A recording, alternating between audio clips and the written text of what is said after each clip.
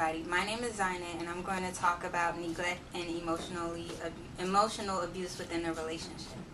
Abuse is present in almost any form of relationship. It doesn't necessarily mean domestic hostile acts or physical scars.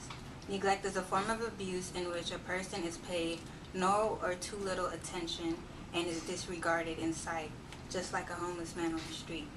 Emotional abuse, commonly called psychological abuse, is another form of abuse by a person subjecting or exposing another to behavior that may result in psychological trauma, which ranges between verbal aggression, dominant behaviors, and jealous behaviors. Statistics have proven that 564,500 people have been neglected, in which is 62.3%, and 64,000 people have been emotionally abused, in which is 7.1%. It may not seem like a lot or a big common issue, but it still remains a problem within the world.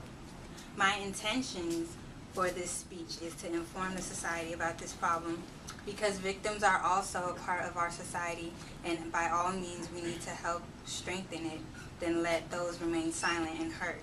The victims tend to keep it a secret, so hopefully I can encourage these people to first acknowledge their situation, then seek some form of help. This will help that individual strive self-consciously and more able to love themselves and carry it on through the next couple of years. These type of abuses lead to long-term damage mentally and physically. Adolescents and adults remain with depression, confusion, hopelessness, no sense of self, insecurity, lack of trust, and difficulty concentrating and making decisions. The abusers tend to emotionally and physically abuse their victims, loved ones, because of stress, personal experiences of poor parenting skills, lack of available resources, or inappropriate expectations set upon them in the past. Why would you do something that's so cruel to someone you supposedly love?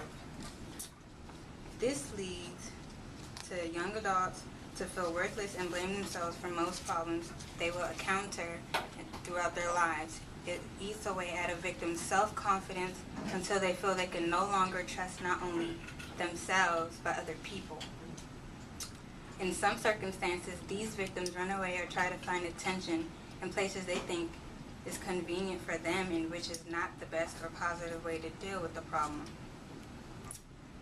There's a girl that I know who has been dealing with emotional abuse done by her mom, in which disturbs her psychological process. She has developed a difficulty in trusting anybody, has thoughts of suicide, thoughts of running away, spent nights crying, gone through periods of depression, and gradually withdrawals from people.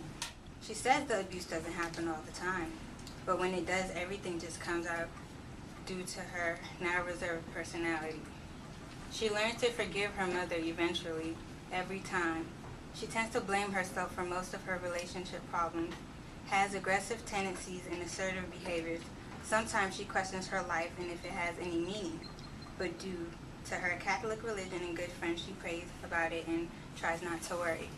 But why ignore it when it stares you in the face every day? She has tried to talk to her mom, but she always is in denial and feels like nothing wrong has been done.